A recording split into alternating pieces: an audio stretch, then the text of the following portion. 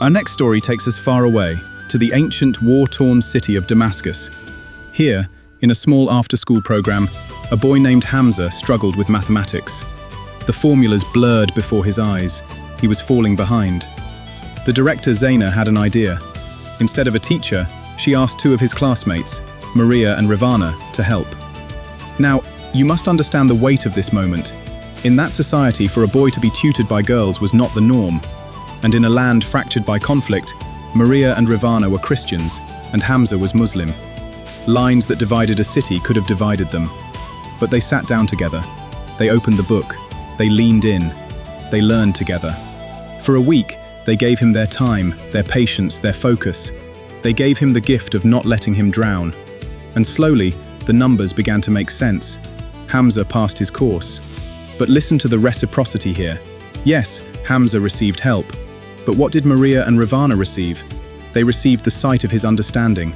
They learned that their care had bridged a gap that politics and war could not. And Hamza? He received the humility to accept help and the realization that friendship has no borders. When we give, it is like two drops entering the ocean.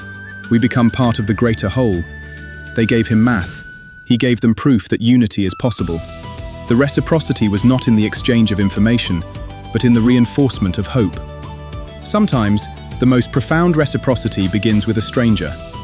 In 1974, a sociologist named Philip Koons did something strange. He selected 600 names from a phone book, people he had never met, and sent them Christmas cards. He included a photo of his family and a handwritten note. He expected nothing, but soon, the replies began to trickle in. And then, they flooded his mailbox. Over 200 people sent cards back. Some wrote pages. They didn't know him, yet they felt compelled to respond to his outstretched hand. When we give someone something, they assume we care about them. This is the magic Cialdini unlocked. The rule says, we are obligated to give back to others the form of behavior they have first given to us.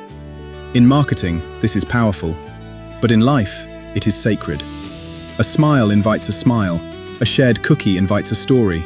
A compliment given freely plants a root of trust. Think of the friend who saves you the last piece of food they love, even when they are hungry. In Nigeria, a woman named Ayowina visited a friend who was serving as a poor corps member, surviving on very little. Yet, her friend had saved her favorite foods, spaghetti, gari, denying herself, just to see Ayowina smile. When asked why, the friend simply said, "If it was you, you would have done the same for me." That is the purest form of this principle. It is not manipulation, it is recognition. It is the belief that the love we put out into the world is not lost. It is merely resting, waiting for the right moment to return to us. So, as you walk through your days, remember the stories. Be the one who sends the first card. Be the one who waits at the crosswalk. Be the one who shares the math or the meal or the moment. Even when offering advice, offer it as a gift and not as a lecture. I am going to give you the gift of my perspective. Take it for what it's worth. You should. Being willing to give is simply a way faux being, and not a manipulation tool / Because friendships are not built on grand gestures, they are built on the quiet, persistent rhythm of reciprocity, the giving and receiving, the call and the echo. And in that echo, we find that we are not alone. Thank you for listening.